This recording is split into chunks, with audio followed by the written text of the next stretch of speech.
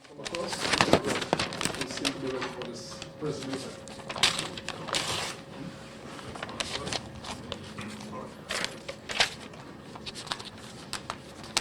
Thank you very much, Media Labadi, and good evening to you and listeners to DBS Radio.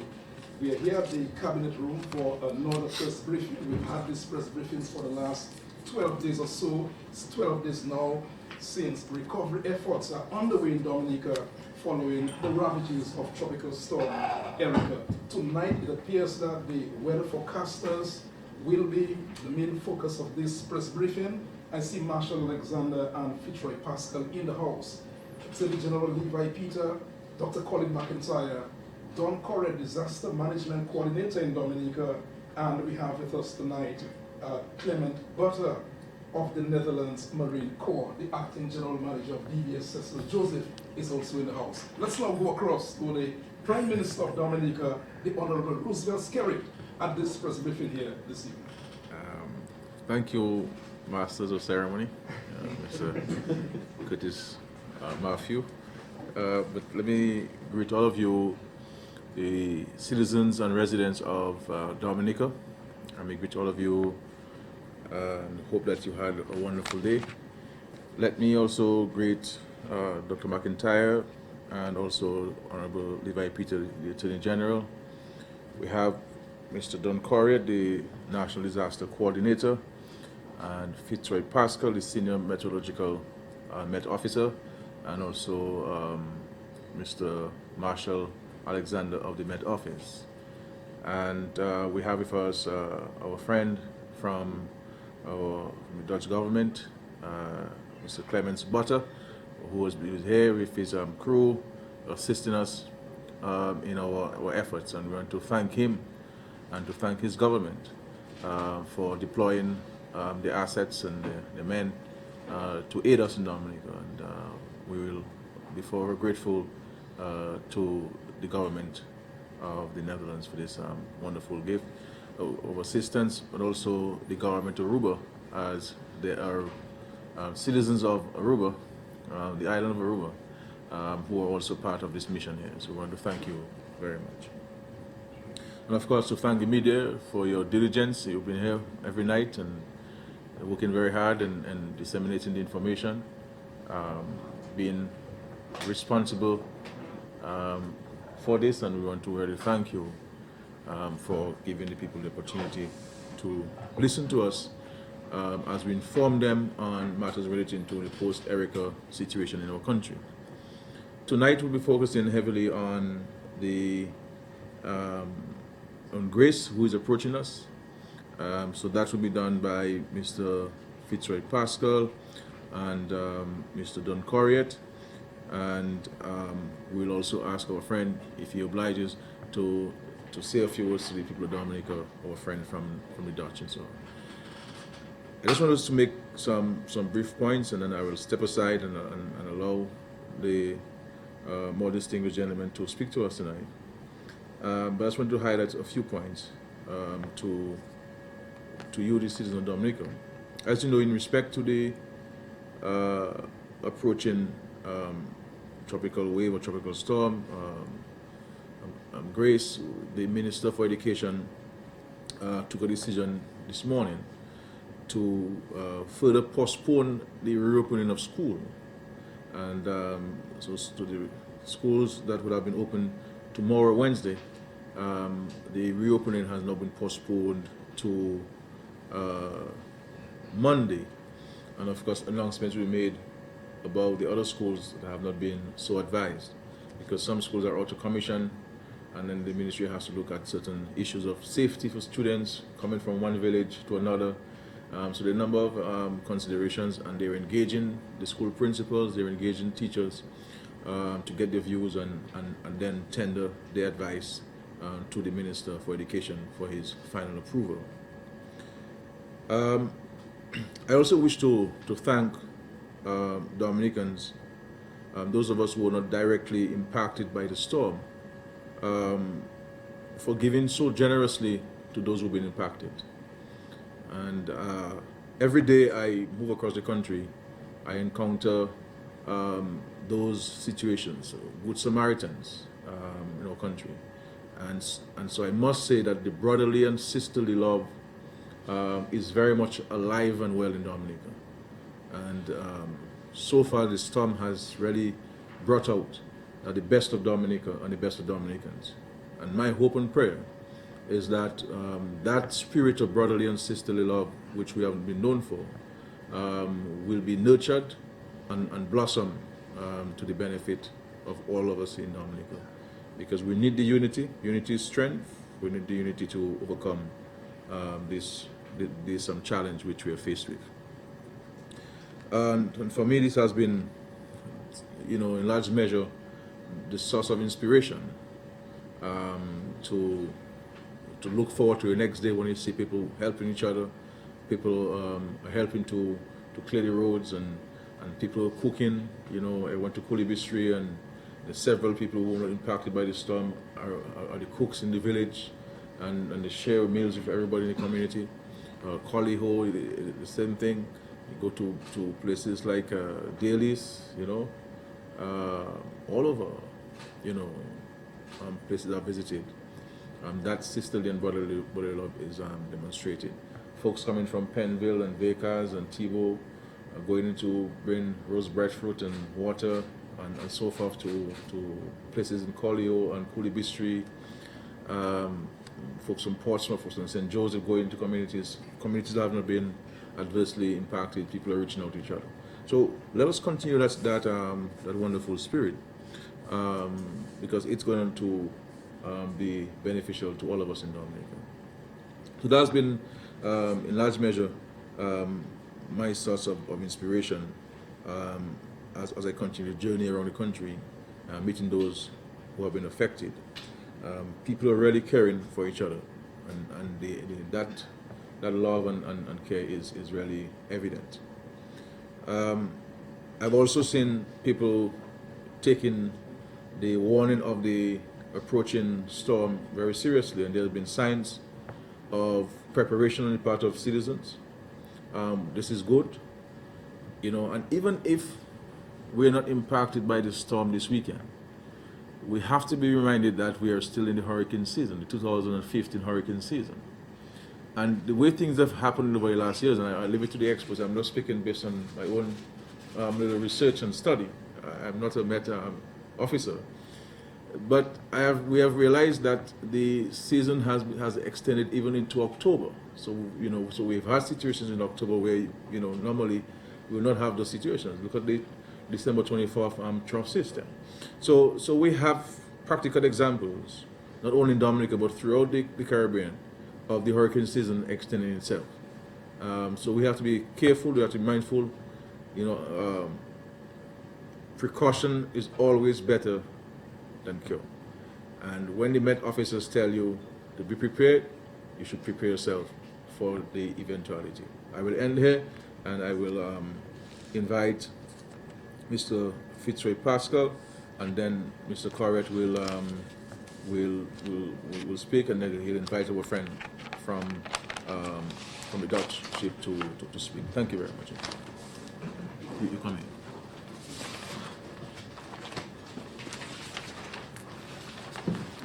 Thank you, Honorable Prime Minister. Good night to all. I would like to begin by expressing sympathies to all those who experienced loss during Erika. I would also like to thank the Honorable Prime Minister for having confidence in the National Met Service. And I would also like to thank the Met staff and the Parent Ministry for their support through Erika. Also, by no means last, the general public who we serve, I would like to thank them for their support and understanding. The science of meteorology is a difficult one, and we can see that in the spelling, the pronunciation, and the understanding. It is very challenging. I call it the WIP, work in progress. Officially, meteorology is the study of the atmosphere interacting with land and sea. In Dominica, we have a dedicated staff who provides basic observations to forecast duties.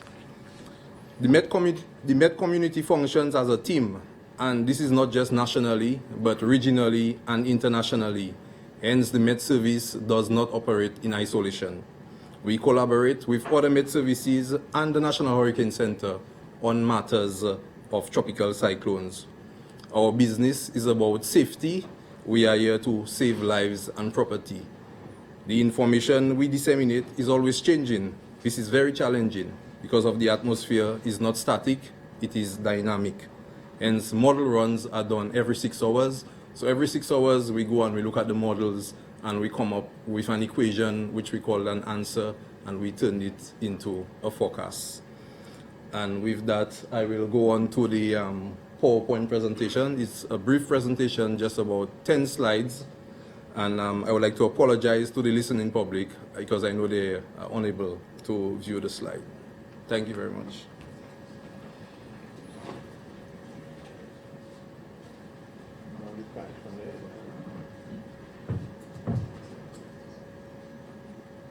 Okay, so continuing on the slide, this was taken this afternoon at 3 p.m. and this is Dominica. Could you sit there so they could, the radio stations could catch it? Okay, this is a visible satellite imagery of the Les Antilles and was taken this afternoon at 3 p.m. and this showed Dominica, and that showed the excellent weather that we enjoyed today.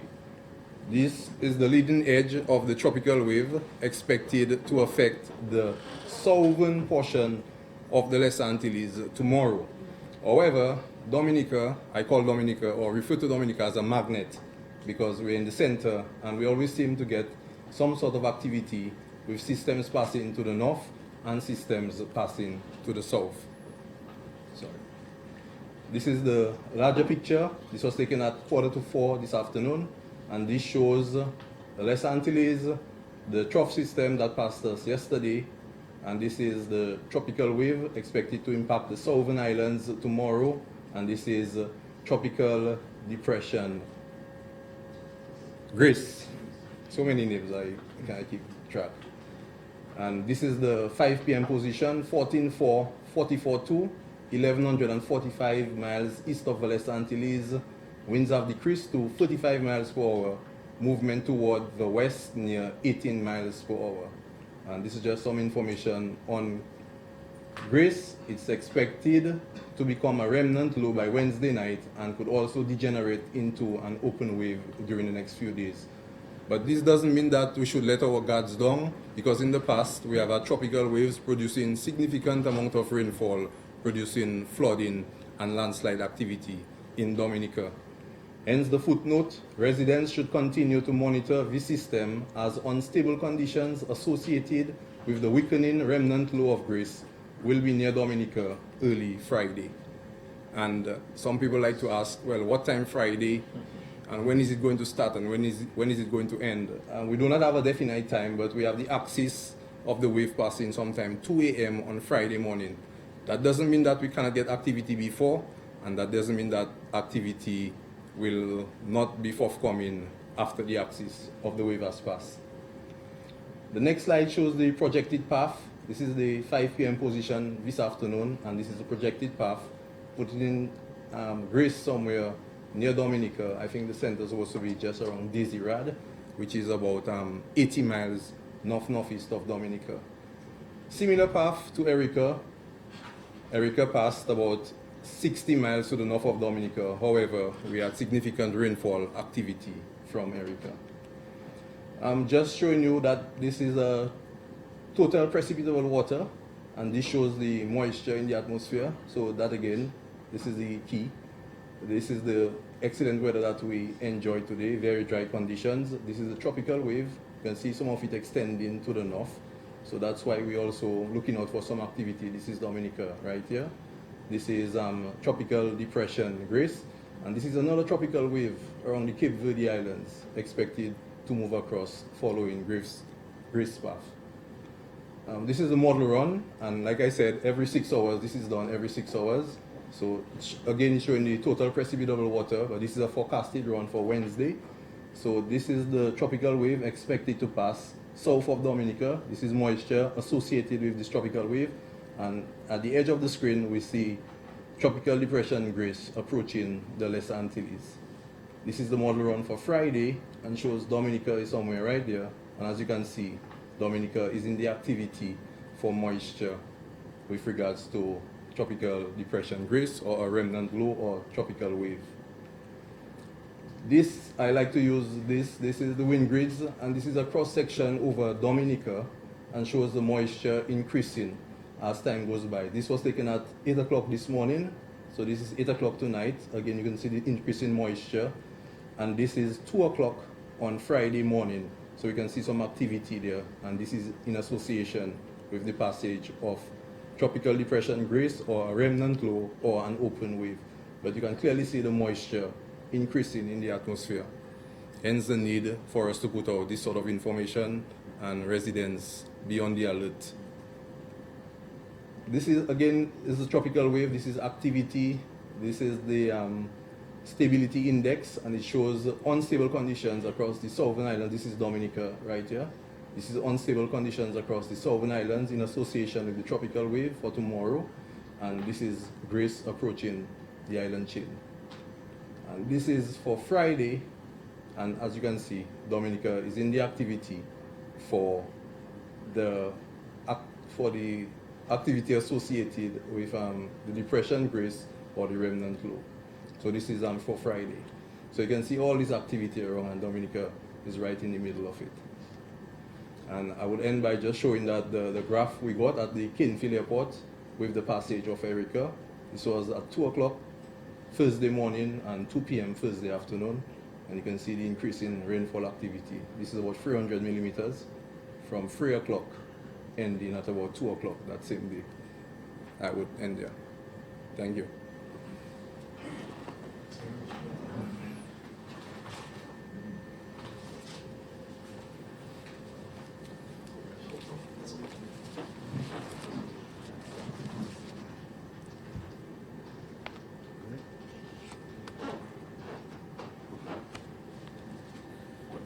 Thank you, Mr. Fitzroy Pascal, Honorable Prime Minister, other Ministers of Cabinet, Met Office officials, the media, my good colleague and good friend, supporter, Mr. Butter from the Marine Unit of the Netherlands Antilles. Good night, everyone. And it's significant what Mr. Pascal has just said.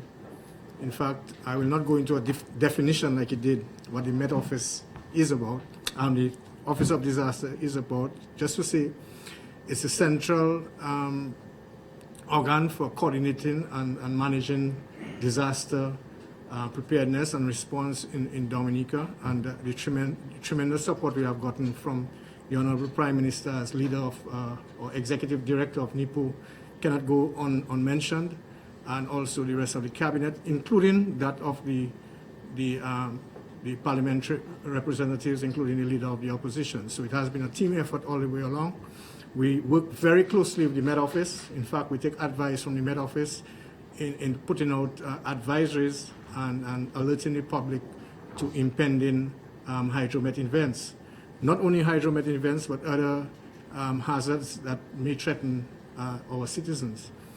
Erika posed a serious challenge to us, and it continues to do so, but with the resolve and the collaborative effort from the executive, the public service, the private sector, and NGOs and civil society, we are making tremendous headway. Coupled with that, we have gotten tremendous assistance from our foreign, regional and foreign counterparts. Just to add to what Mr. Pascal says, and what we have been saying all along, that even if the hurricane season was predicted to be a below average storm, a below average season, it only takes one event to set us back, and Erika is a perfect example. And yet to come, we have tropical waves, and Grace is falling out of Grace, hopefully, is now downgraded to a depression, and we're hoping that it either disintegrates and passes well north of Dominica, in fact, well north of our sister islands, the Leeward Islands. But I say that not for us to become complacent. We need to step up our guard because the soils are already saturated. The earth and the slopes are very unstable, and it will not take much rain, Prime Minister and citizens of Dominica, for our slopes to come tumbling down again. And therefore, our advice to residents is to be on the guard, be on the alert. In fact, we are proposing that we evacuate persons in low-lying areas, in riverbank areas, in water courses that are prone to flooding and have been compromised by either the destruction or the weakening of river defenses and other waterway defenses. We cannot overemphasize the need to be vigilant. We cannot overemphasize the need to take proactive and preemptive action in order to save lives and property. We have already lost one too many lives. We are in the region of 11, and there are still persons unaccounted for, and we do not want that toll to go up. So my advice, and I heard the Honorable Prime Minister earlier today, so I thought you were part of the staff of the ODM and the Met Office, but that is the commitment from the Prime Minister, and he's right.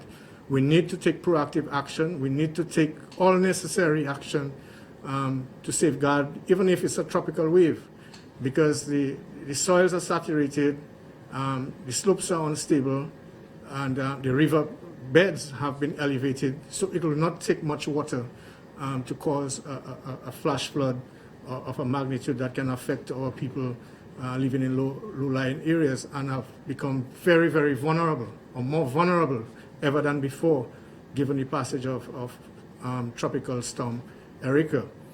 So going forward, we have tried to concentrate on moving the people that have been already compromised. In fact, Dr. Darrow, I spoke to Honorable Darrow earlier today, and he's already putting a committee in place so that we can start to move people away from the low-lying and vulnerable areas in the south, in Bacatel, Fort Saint-Jean, Pishneh, to a safer location pending the approach of Depression Grace. We are looking at doing the same thing for Kulibistri and also for Check Hall and other areas that have been listed as the 12 special disaster areas. So we want to urge the general public to give us our full cooperation and to adhere to the announcements and the warnings given by not only the Met Office, but the Office of Disaster Management. We need to take preemptive, proactive action. We need to move, knowing that, as I said, the areas have been compromised. Dominica is a unique place. 6 inches of rain, 10 inches of rain in 3 hours, in 6 hours, in Antigua or Barbados would cause flooding. In Dominica, given our topography, given our landscape, it not only causes flooding, but flash flooding with debris, with stones, boulders, trees. It's unprecedented in my lifetime for sure, and I'm not very young. But to see the kind of damage that Tropical Erika caused over the last week or so. I wasn't present for Hurricane David, so I did not experience Hurricane David, but there's tremendous deforestation, for example. The amount of tree trunks we see lying in the riverbeds and along villages, Kulibistri, Pishneh, Geneva, the Melvin Hall area is tremendous, and it's going to take a lot for us as a people to bring back our lovely country back to normalcy. We have had the privilege of having the English Navy. We have had the Venezuelans. We have had the French. Now we have the Dutch, and they have been working with us tremendously at the Office of Disaster Management in bringing relief and in responding to the needs of the people. We have done, for example, a number of trips today utilizing the Dutch helicopter from the Marines. And Commander, when we thought we were over and done with, here comes a call for a distressed person in Delices, where a fisher folk seemed to have misguided the boat and caused a rupture to his leg, and then we had to do a medevac. So I want to thank you personally and on behalf of the people and the government of Dominica for your tremendous service and efforts and the continuation of your service well into Saturday, I believe, with a possible extension. We lose helicopter service from tomorrow because the helicopter has to go back to base to service. But I'm sure with a request from our government, that will be made available. I hope I'm not talking ahead, Commander. I think I'll be court-martialed for that. But we need to keep our eye on Grace. I want to urge our citizens to follow the advice from the Met Office, to keep in tune and listen, please, to authentic reports. Listen, please, to authentic bulletins. I know we have a lot of experts on island, but I always call them post-forecasters. After the fact, they always knew what was going to happen.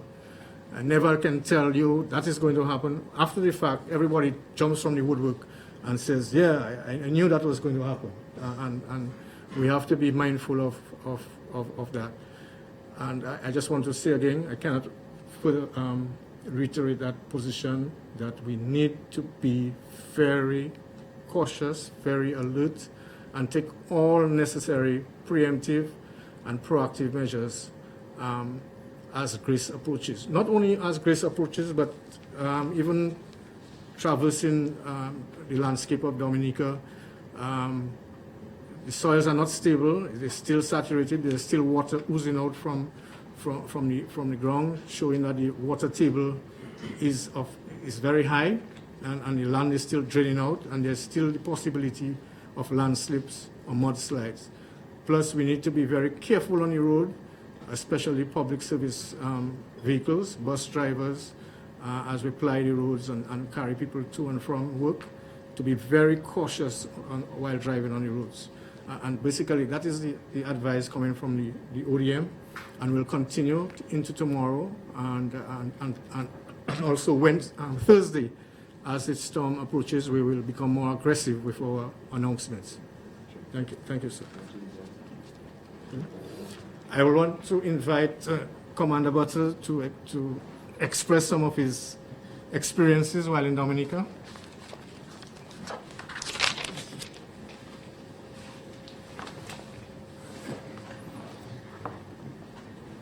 Your Excellency, Ministers, and the dear people of Dominica, well, thank you very much for this rare opportunity for me to speak to the people of Dominica. So far, we are very happy to be here, of course, to support all of you after what happened with the passage of Erika. So please let me express my sympathy to the local people as well on what happened. Because to be honest, I've seen a lot of places in the world already, been all over the place for all kinds of missions. But what we have seen down here in Dominica is in some places just devastating. So, and I also must admit, so far, I totally agree with the Prime Minister. Of course, you always agree with the Prime Minister. But we really have seen the best of this country as well. And I brought in some young people, and they are amazed, especially how positive the local population still is, because they saw the devastation, but they still saw a lot of people were still very positive about working to a better future. So, of course, we hope to provide you some support with all the specialists we brought in, but we're definitely going to take something away from Dominica as well, and that is especially the way the local people are dealing with the crisis. As being said, unfortunately, the helicopter needs to leave on Wednesday afternoon, but with the ship and all the other specialists like the Marines, all the engineers, the chaplain, all the medics, we look forward to stay here at least until Saturday. So we look forward to stay with the local population as well. So we're not moving back to the ship during the evening, but we just sleep and stay with the local population until the storm of grace has passed as well. And so far we're focusing mostly on the southeast with the medevacs and with the resupplies. Not only have we using the helicopter, but also the fast boats. So if you see us sailing around with 2 fast rips, maybe too fast sometimes, I don't know, but that's us. And the other green vehicles on the road with the strange license plates on them, that's the Dutch military as well, looking forward to help out. And lastly, I'm also glad that we can take over some efforts of the Brits, who did a great job, I think, in Kulibistri and another area, and we are very glad to take it over from them to provide support down there. So I will keep it short. Very happy to support you down here, and look forward to work together and stay with the local people also during the night, at least until the storm of grace has passed. Take care.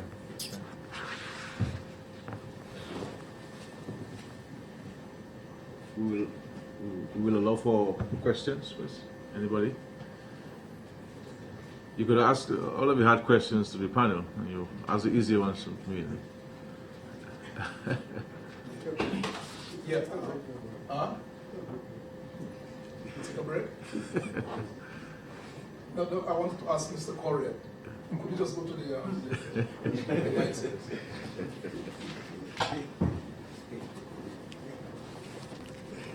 Yes, sir. Yeah, you mentioned evacuation, possible evacuation in some disaster-prone areas. Are you saying that the decision will be taken, or the decision has already been taken to evacuate people ahead of Grace on Friday? The decision will be taken based on the advice from the Met Office and the projected track of Grace.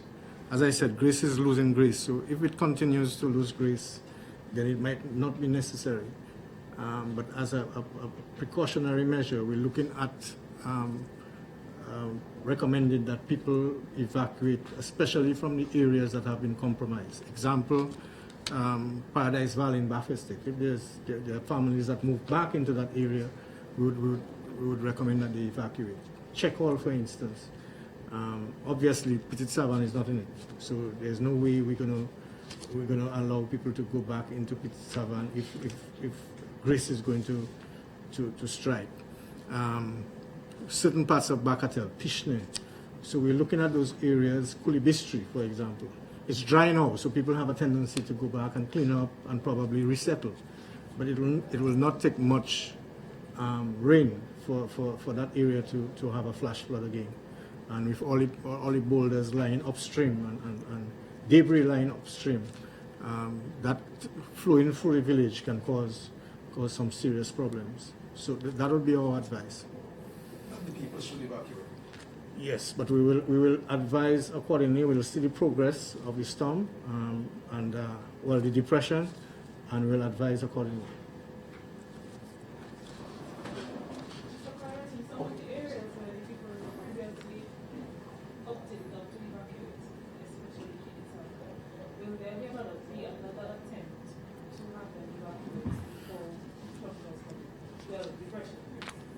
Well, we have been encouraging persons to evacuate the area, even without the approaching storm. From the assessments that we have, the area is deemed not safe. We have been discussing how to encourage people to evacuate. We have used the Dutch, the chaplain, and their counselors. And we hope to do that again tomorrow into Thursday.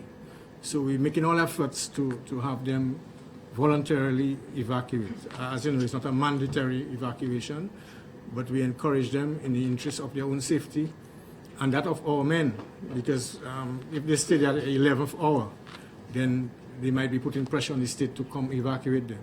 So we are encouraging persons to evacuate voluntarily. And we're hoping that they will abide by that advice. Good evening. Yes, to Mr. Pastor.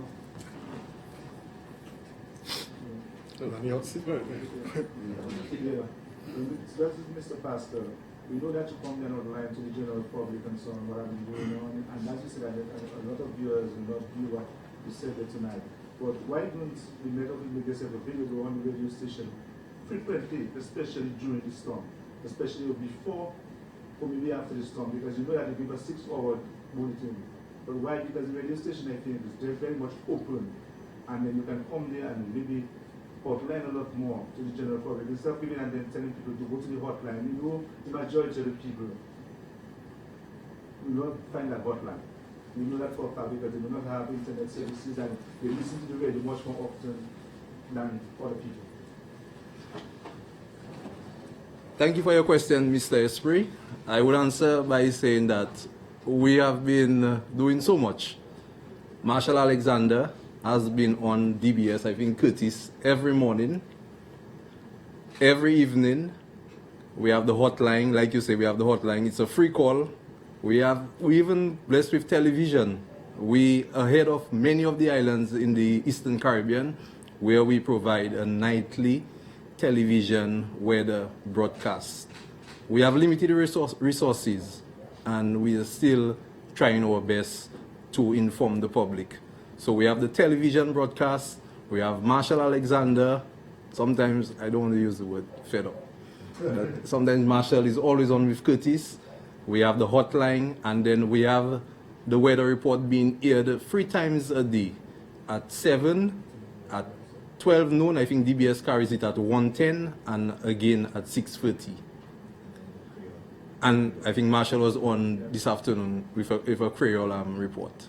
So I don't know what else again, if I can say.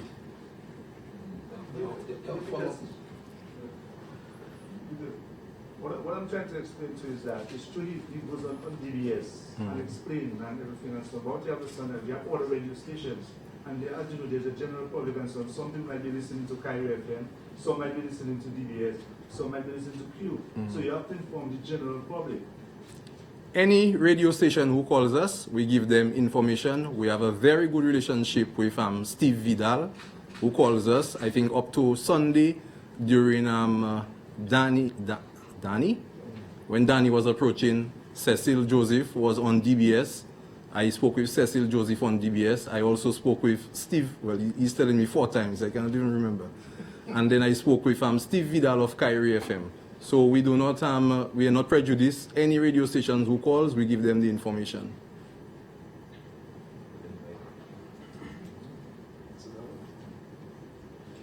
What level of rainfall would one expect for tomorrow? Based on the 8 a.m. model projection, we're expecting 2 to 3 inches. This can be less, this can be higher, especially higher in elevated areas. And like you know, Dominica is a very mountainous island. I think one minister said what makes us beautiful also makes us vulnerable. So we have to take this into consideration, the elevations, so we're expecting higher amounts in elevated areas. That's for Grace? I was talking about tomorrow. Oh, for tomorrow, less than an inch. Because like I said, the activity associated with the tropical wave is expected to pass south of Dominica across the Windward Islands.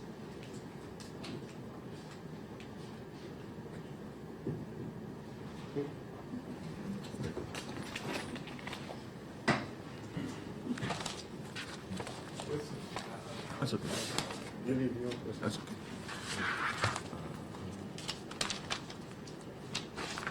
Let me again thank Captain Butter for his government's generosity towards our country, and really appreciate your presence here. And you have done a remarkable job in airlifting supplies to the communities of Whitaker and Dalis that are still cut off from each other and also from the rest of the country. So your men have been exceptional. I want to thank you for this. Also want to thank Mr. Don Corrett, who has been exceptional in the execution of his duties. It's a very challenging one, coordinating a number of activities and events. Also, Fitzroy Pascal and the officers of the Met Office, whom I have every confidence in and respect their professional advice. as I rely on them. So whenever you hear me talk about weather, I am basically repeating what they have said to me. So do not think that Scary is saying what he wants. So, I am very careful about this. So I only speak about this matter when they advise me. And I'm in touch with them directly and also through the minister responsible for the meteorological services. I just wanted to say to the country before we end tonight that I met with the residents of Pili Savan. They have formed themselves into a committee representing the interests of the entire community. It's a broad-based committee. I think must have more than 20 members. And I met with them earlier today at 5:30 today to share with them. And of course, they were accompanied by the Power Rep, Honorable Dr. Darrow. At that meeting, I had the occasion to share with them some of the actions the government has taken thus far with regards to their settlement. And first of all, I believe that there appears to be unanimity among the residents that they would have to be relocated. So that is very helpful because sometimes, because of a number of considerations, people are not always prepared to leave where they have been for several generations. And we understand and appreciate that. But I believe they recognize that the place is not a safe place, and it will not be a safe place in any time there in the future. What we've done thus far is that we have identified a number of sites, potential sites for replacement, for resettlement. The cabinet has appointed a committee chaired by the Permanent Secretary in the Ministry of Housing and Lands to deal with such matters.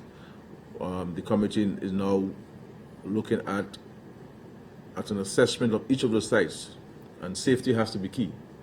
The present and future safety and vulnerability index of those sites must be given strong consideration. While we were looking, based on what we have heard, looking at sites closer to Pili Savan, the committee has indicated to us, look, we do not mind going elsewhere in Dominica. And they, in fact, pointed out to us several locations that are not very close to Pili Savan for consideration, which makes my life and that of the government a bit easier because it now broadens our ability to consider other sites. So, and we're able to deal with a number of present-day issues which they're having. The Ministry of Education will be in consultation with them tomorrow, the principal of the Pili Savan Primary School and his staff, to discuss the issue of the children's education and which school would they attend, and likewise the students who attend the Pierre Charles Secondary School. So the whole idea is to ensure that at every stage and every step, the state entities and the state agencies and the government engages the residents and inform them, so that we will all have the same information in respect to the actions which we have to take relating to the residents of Pili Savan. And likewise, the residents of Jubic. We also are looking at sites, potential sites for their resettlement. And once we can identify and agree on a site, then the government will move expeditiously to commence the construction of homes. It's going to be a huge task because you have several families and several households that you have to cater for. You're talking about infrastructure one has to put in place. You're talking also about facilities such as community centers, playing facilities. You're talking about health centers. You're talking about potential police stations, depending on where you're locating the person, the residents. You also health center. I mentioned health center, school. You also have to talk about primary school for the students. So there are a number of matters which we have to consider. Resettlement, as we know, based on our own research, is not a simple exercise. There are a number of matters one has to consider, and we have solicited the support and advice of the UNDP and also the University of the West Indies to advise us on some of the matters which we have to consider, and rolling out a plan for resettlement. So we, from the very day I went to Pidissavan, that is the morning after the storm, that's Friday morning, I decided that there's no way we could rebuild this community. But I wanted to be sure that, and I went to the helicopter and looked at every part of Pidissavan, the community which I knew very well. But clearly the decision is to relocate or resettle them. It's in the best interest of all the residents, and it will certainly allow the rest of the country to slip much better in the future, that they're in a much safer place. But that notwithstanding will still cause there to be some access to the village. People would like to go back there for nostalgic reasons and other considerations. So we will try to cause there to be some access, quite possibly from the Daly's end, the engineers are saying to us. But we'll have to put the Bailey Bridge in Dominica, and there's a collapsing of the road in Daly's and so on. So once we get those things organized, then we will move across to Pidissavan. One of the things we're looking at is to retrieve as many items as possible for them. You know, people have family portraits, they may have other things that remind them of their life and their past and their present and their future. We will try to access that. We'll also be looking at contracting some services. Obviously, everything will have its own place in terms of the order of precedence, because there's so many things you have to be dealing with on a daily basis in response to the storm, and they understand that. And one of the things we're looking at is to try to retrieve or to extract from Pidissavan the vehicles of people, and other items that we can retrieve or extract from Pidissavan, so that the people's lives can be, some aspects of their lives can be put back in place. So we were looking at the idea of contracting the services from helicopters, having the magnet on these vehicles and taking them to a barge into Canefield or somewhere for them. So these are things that we're looking at, working on behind the scenes. We have to prepare ourselves for not a sprint but a marathon in our reconstruction efforts and so forth. So please understand, everything, we all have been affected, all our communities may have been affected, but we have to take it one day at a time, one step at a time. If we try to run a sprint, we'll find ourselves in difficulty. So we have to prepare ourselves for a marathon, because it's going to be many years for us to get back from where we were prior to August 27, 2015. I want to thank all of you again, and to say to the residents of Dominica, and of course all the well-wishers, I want to thank you for your generosity. Let us continue that spirit of brotherly and sisterly love. People will help us if they see us helping ourselves, and if they see us working together. And that is going to be key. We have to be seen to be working together, and we have to be seen to be helping ourselves. And so we don't expect anybody to come in and do everything for us. There are some things we must do for ourselves, and there's some things which we have to do for others. I think last night we made an error, and I was going to correct it publicly with regards to the designation or the qualifications of Dr. Valda Henry. She is a financial analyst and not an economist. So she's a chartered financial analyst and not an economist. So we will correct this, all of us, in our public records and so forth. Thank you very much, and good night.